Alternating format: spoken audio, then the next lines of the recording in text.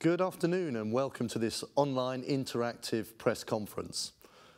Drive Me is an exciting project and a pilot project which has the ambition of getting 100 vehicles, self-drive vehicles, on the road here in Gothenburg, Sweden, with real customers behind the wheel. It's a program that gives us a unique solution and that enables us to integrate self-driving cars into real traffic. And today we're going to unveil the technology that is put into our cars that enables this to be possible.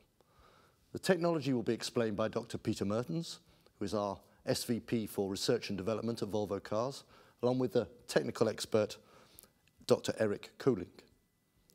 You'll then have the opportunity to ask questions after this technological explanation, so please don't hesitate to use the field on your screen and send us your questions, and we'll get into as many of those as we can in the time. But that's enough from me, enough of the introduction. Let's get into that technological explanation and hand you over to Dr. Peter Mertens, our Head of Research and Development. Peter. Thanks, Jonathan.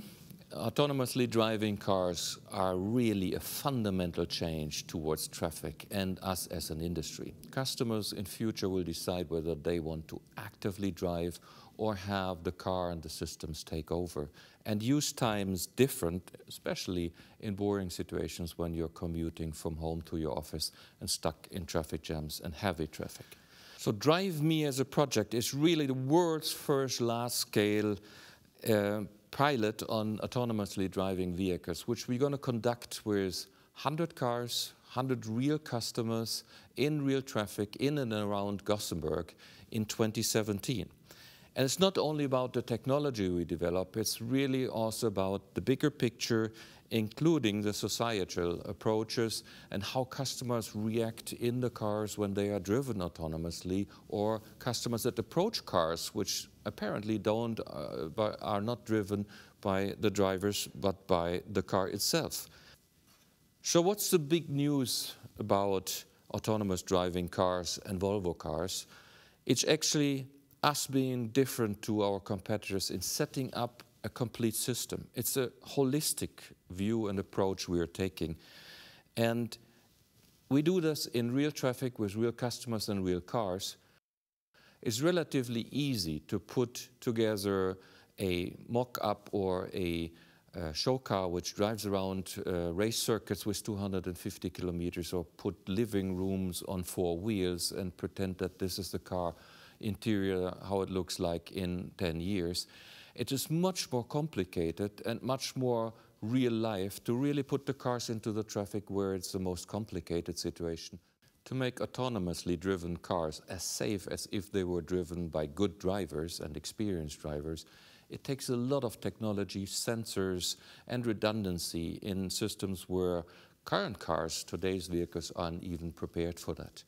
And the guy that can explain that the best is Erik Coelingh, and with that I hand it over to you, Erik. Thank you, Peter. Making a car drive itself means that the car needs to be able to see, to decide and act on itself, also when the situation is exceptional. As Peter already indicated, the key to success is combining sensors, computers and the chassis system in a clever way, whereby each component gets a well-defined and feasible task. The robustness and ability to deal with these exceptional situations cannot be created by one single magical component.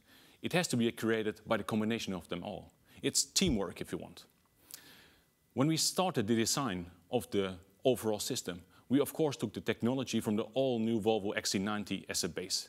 Being one of the safest cars of the road, it comes equipped with the world's most advanced standard active safety package. Let's have a look at some of the new technologies that we will introduce when making cars drive themselves. Well, first of all, we have a vehicle positioning system. The self-driving car needs to know exactly where it is, much more accurately than a standard GPS system. So instead, we created a high-definition 3D map of the cars that we're driving on. This map contains information about the position of lane markers, guardrails, signposts, and we can combine these positions with the positions that we measure with our cameras and radars. And by aligning measurement with the map, we can determine exactly where the car is. So based on that, we have a very good picture of the stationary environment around the car. But of course, we also need information about other road users, the position and the speed of other cars. For this task, we use different sensors. One unique one that I would like to highlight is the trifocal camera. It's a unique camera system behind the windscreen of the car that's looking in front. And it combines different horizontal field of views for different purposes. There's a very broad field of view that we use to detect cars that may be cutting in or a pedestrian that may be coming in from the side. There's a medium field of view looking straight ahead towards the cars in front of us or the lane markers that we want to read. But there's also a very narrow field of view with a very long range that we use to detect debris on the road. This debris, there may be tires or exhaust pipes, but we have to detect it because we do not want to drive into this. Another new sensor is the forward-looking multi-beam laser scanner. It's also a very wide field of view. And we use this laser scanner to detect cars or debris on the road, but the key is that we use radar, camera, and laser technologies. 3 different sensing principles that give us a very robust detection of whatever happens in front of the car. Besides looking to the front, we also have to look around us. We need surround radar and surround vision. The car comes equipped with 4 radars in the corner of the car. These 4 medium-range radars can measure the distance to cars in adjacent lanes or maybe a little bit behind us, the distance to guardrails, and they give us a picture of what's happening around us. But also the cameras, the surround-looking cameras, 4 of them, they detect cars at the side, but also lane markers at the side of the car. And it's important to remember that you need to have multiple cameras. One single camera can be blinded by sunlight. Sunlight may be directly shining into the lens, blinding the system, but then we have cameras at other locations that still can continue with that. Finally, we have a cloud service. The car is connected through a communication link to the cloud, and we use that to get the latest map data to the car, but also the latest traffic information. And besides that, people at the traffic control center will have the possibility to switch off the functionality if extreme conditions would occur off the road. It may be a snowstorm or something similar. We apply the same fail operational principles to the design of the computer system, the system that decides upon the actions and the motion of the vehicle. You could call this the brain of the car. It is at least 2 independent computer systems, and that means that if one of the 2 would fail for whatever reason, the other computer system will still have sufficient information to bring the vehicle to a safe stop. And in order to make this possible, we of course designed a brake system and a steering system with backup solutions and connected them in a very clever way to the brain of the car and to its sensors. And doing this in a clever way means that ordinary customers can sit behind the steering wheel of a self-driving car in a very safe way. Peter. Thanks, Erik. Autonomous drive is really one of those real paradigm change in automotive industry, and we need to make sure with Drive Me as a project that we develop a holistic approach on vehicles, infrastructure and societal aspects in a way that cars in future behave like good drivers and can really prevent accidents from happening and support our strategy that in 2020 nobody should be seriously injured or killed in a new Volvo. And with that, back to you, Jonathan. Peter, Erik, thank you very much. We've now been joined by Marcus Rothoff, who is the director of the Drive Me project. Marcus, welcome. Thank you. I think we're going to get straight into the questions that are coming flooding in. First one, which seems a very logical question to me. Erik, what is unique about the technology Volvo are using? Almost all car manufacturers have presented some kind of self-driving car. What's so special with your solution? Well, our ambition is unique. Our ambition to have a creative, an attractive offer to real customers in real cars on the real road. And by being so concrete, we have to address all aspects of self-driving car. The legislative aspects, we're working with traffic authorities, with city planners. And by being so concrete, we have to have a technological solution that is feasible, affordable, and producible within the relatively short time frame that we have. And I think that's really unique within the automotive industry. Great stuff. Peter, one for you, I think. Do you think that all cars will connect to each other in the near future? If so, will this connection only be available between Volvo cars or between all brand of cars? No, it's a very good question. The connection has to be between all the cars. And by the way, there's first effort being taken on standardizing that protocol so that cars of different brands can talk to each other. It's one of these really important things to make sure that we use that technology not only for us, but with all the other competitors. Great. Marcus, one for you. Do the customers really want this, and who is the typical customer of the automated driving car? Yeah, I think it's all of us that sometimes has felt that we are wasting time in slow-moving traffic, feeling frustration and time slipping away. And I also think that, for example, distraction could be an example of that there is so many people that really want the technology now, here and now. Good. We've had a question from Germany. I follow the issue with great excitement. How do the sensors currently work in rain, snow, or in darkness? Erik. Well, normally sensors are very robust for darkness or rain and snow, but there is of course a limit. If there's a really severe snowstorm or the roads are completely covered with snow, you cannot detect the lane markers. So we will make the system very robust, but we realize that in some weather conditions or environmental conditions, we will have to switch off the automatic driving function. It's not easy to indicate where the limit is, but sensors are able and capable of detecting themselves that they cannot detect. So if we're aware of that, we will switch off in a safe way. And is that what part of the 100-car experiment is all about, to determine what the limits of the system are? Yeah, definitely. But at the same time, we are very experienced in working with this technology. I mean, the new XC90 is full with cameras, and we've been working with radars, etc. So we know what the systems are capable of. But by putting it into the real world, we will find limitations that there are in reality, and based on that, we will learn and we will adapt. Well, there's one limitation that someone's asking about here. Let's get straight out with it. What will you do when one of your self-driving vehicles gets involved in an accident? How will you address failure in the aftermath of such an event? Well, first of all, we will do everything to minimize the risk of a collision. And before we will launch these 100 cars, we'll make sure that the legal regulations are very, very clear, both to ourselves as well to our customers. If, despite anything, a collision occurs, the cars will have data recorders, and they will collect the data upon what's happening. The cause of the accident may be that the driver made a mistake, that there's a technical failure, or if there's not a road user causing an accident. But based on the data, we can determine the cause, and we can deal with it according to the regulations. Mm-hmm.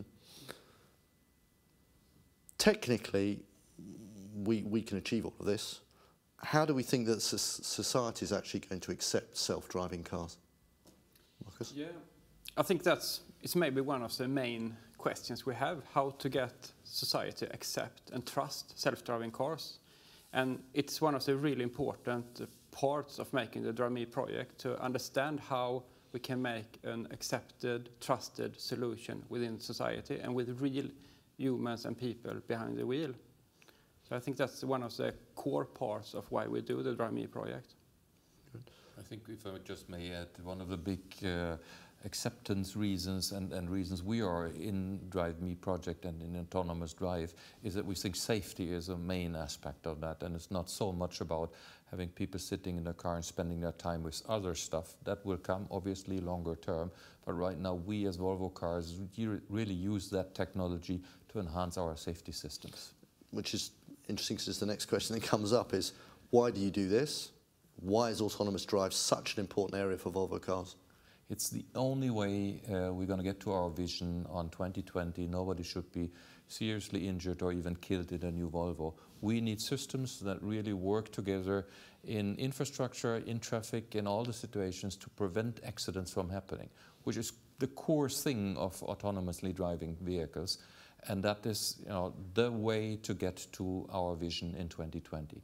We're doing very well. The new XC90 is a big step forward towards that target, and is already having a lot of those systems which enable autonomously driving vehicles.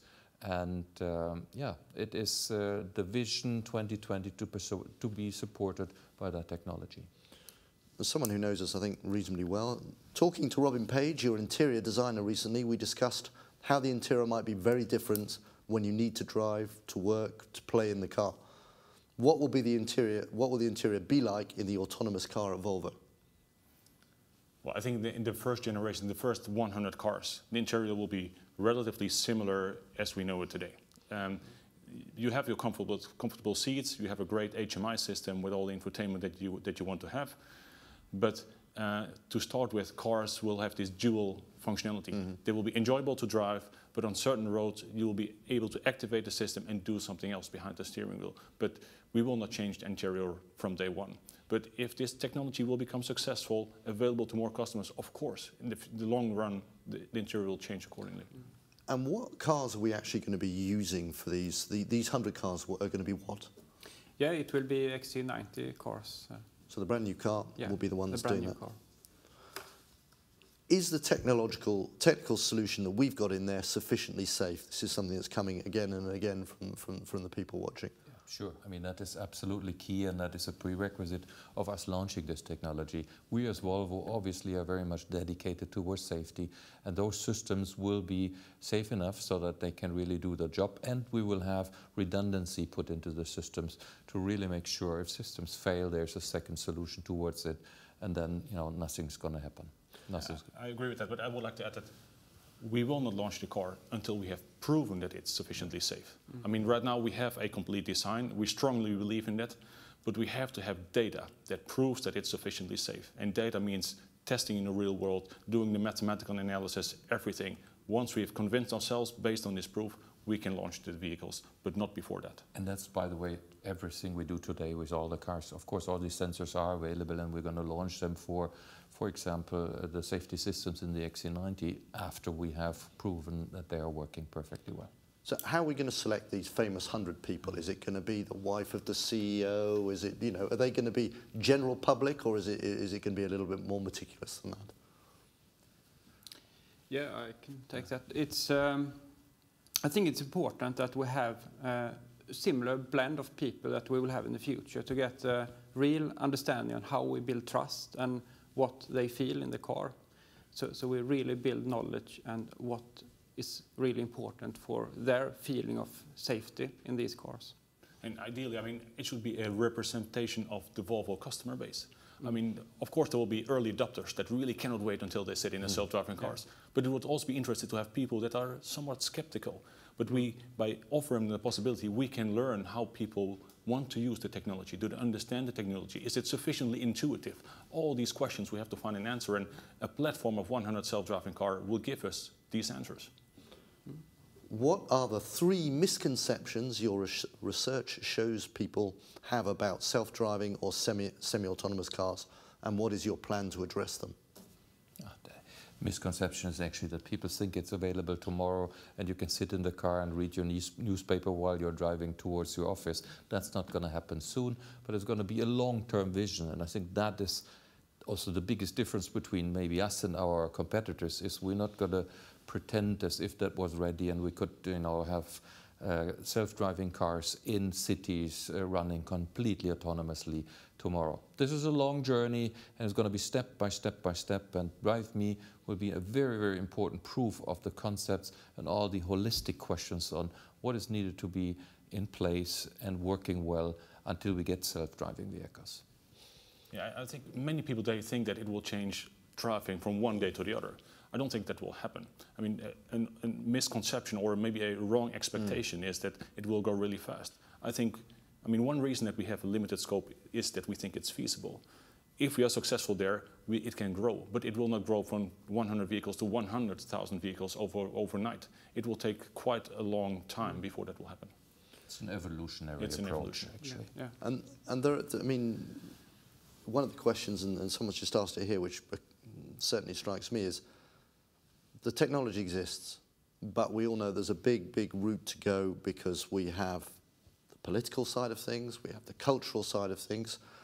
How will we deal with the concerns, insurance companies, governments, everything else? How are we going to embrace those? How are we going to overcome those objections?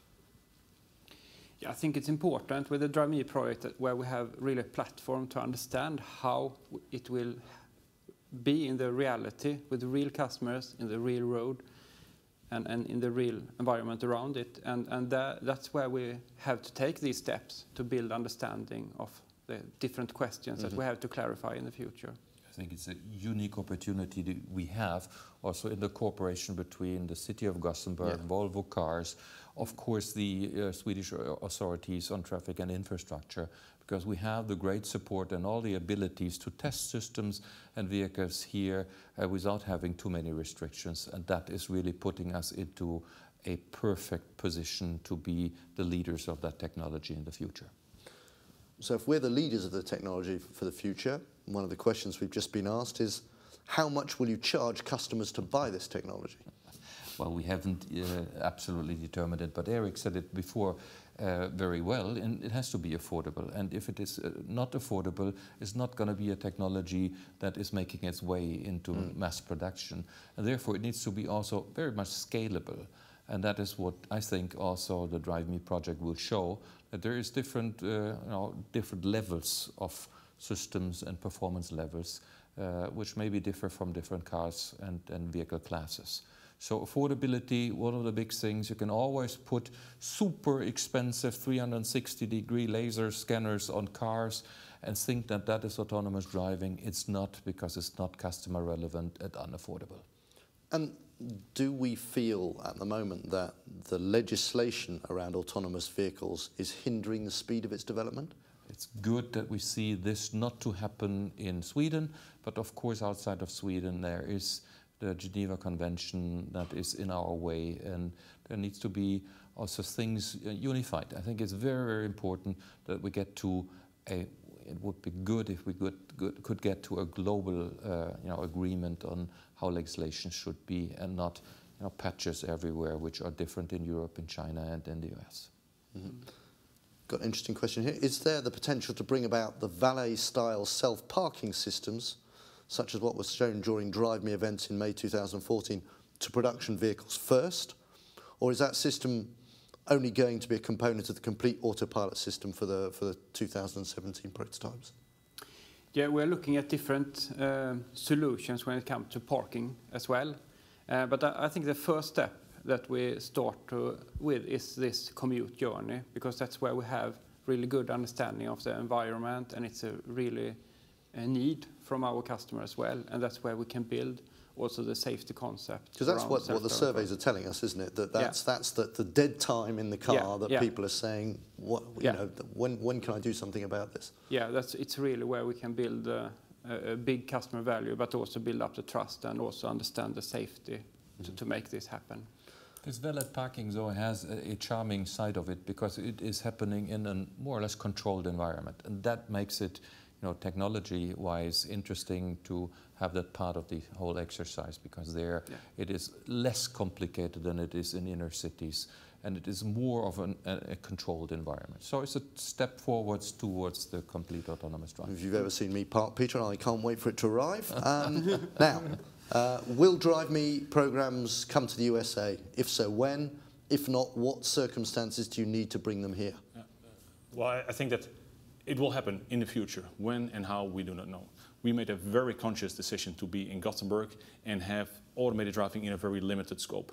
The reason for that is that within this limited scope, we can verify that it's sufficiently safe. Trying to do that for all driving at all places is just too difficult. But if we are successful in Gothenburg within this limited scope, we will of course grow the scope. More traffic situations at more locations. And of course, there's many people in the US that could really benefit from a self-driving car. So that's on the plan, but we do not know when. What are the specific requirements for a road to be considered approved for highly autonomous driving? Yeah, I would say that we need to have a barrier between the lanes, so we don't have the oncoming scenarios, because they are really difficult and it's a really safety challenging situation. We will select roads where it's the mainly part where we are commuting, so basically highways in urban areas, and that's where you don't have that much or not at all pedestrians and cyclists. And I think that's important to have a scope where it really matters to our customers, but also where it makes it possible to have a very safe solution that we can really promise that we have a car that is designed that in a way that it should not crash. Okay. Question, don't know whether we'll answer this one, Peter, but we'll ask it anyway. How much Volvo will invest in autonomous driving technology? Yeah, I will not be able to answer that question, obviously, because it's a competitive It's a relief information. But it's a lot, and we start spending a lot of money on that because we think it's so important to fulfill our, again, Vision 2020 on nobody's going to be killed or seriously injured in a Volvo. And what we do with this Drive Me is also bringing in partners. So we share the burden amongst the interested partners in that project. Question, is 2017 realistic? Are we going to be ready to have self-driving cars in this 100-car experiment? Well, it's our ambition, and we think it's a realistic ambition. But there's, of course, no guarantee. As I said, we cannot launch the 100 cars until we have proven that they're sufficiently safe. And there's a risk that we will find out something down the track that we haven't thought about or that's just too difficult to solve. But the ambition is really clear. 2017, there's of course risk, but if we find issues, we will address them, we will learn from that, and we are continuing on that path. But guarantees are not available. No. And of course, not under all conditions, obviously, that there is some restrictions. But yeah, of course, yeah. We wouldn't say that we will try to do that in 2017 if we wouldn't believe in it. Yeah. Little question here. Clearly the cars are still very much in development and will be for some time. What specific areas of technology are you focusing on at the moment, and what are the toughest current challenges in creating the truly autonomous car? Well, we have the cars running out on the roads, and it's really great to be in a car, sit there, experience the self-driving, they switch lanes automatically. I mean, it's almost magic. But having it work most of the time is just not good enough. The really challenge is to make it work in exceptional situations, and that just takes time. I mean, there may be things that almost never happen on the road, but also those we have to deal with. And a typical example is debris on the road. There may be a tire on the road, there may be something that fell off a truck where you cannot drive over or into. So we have to detect it. And imagine the different kind of objects that can fall from a truck. I mean, it's almost infinite. But those exceptional situations we have to deal with, and that is requiring most of our time. And one of the questions here, which is, who is responsible if there is an accident? I think that's depending on the cause of an accident. As I said before, based on the data that we have in the data recorders, and we will have very special data recorders in these 100 cars that we do not have in other cars. But based on that data, we will be able to identify the cause of the accident. And if it's the driver that made a mistake, of course the driver is responsible. If it's another road user, of course there is the other road user is responsible. And if it's a technical fault, I mean, we will have a large portion of that responsibility. Yeah, I think it's important to add also that we need some kind of investigation team to understand if there is an incident, why did it happen, and how can we continue working with this so it doesn't happen again. Because we have to learn and understand during the testing phase, but also if there is something that happens, it should not happen again. I think that's an important part, and I think to just add to those guys' comments is, of course, part of that learning exercise in Drive Me is figuring out real good answers to those questions. And of course, it only will really make the big step if we are able to learn and have self-learning systems that really learn from mistakes and learn from good experience as well, and then with that evolve towards higher qualities and higher performance levels. Questions are flooding in. Time's caught up with us. One last question, and I think it's a great one to finish on. Will the system require that the drivers be alert and look ahead at traffic for the full autonomous drive? Well, we require the driver to be in the car, the driver to be in the seat, the driver to be sober, etc. But within this test, our ambition is to allow the driver to do something else. So when we do the technology design of the car, we do not assume that the driver can take over just immediately. We think that the driver, I mean, we want to provide this driver with extra time. I think that's the long-term target that we're trying to achieve them.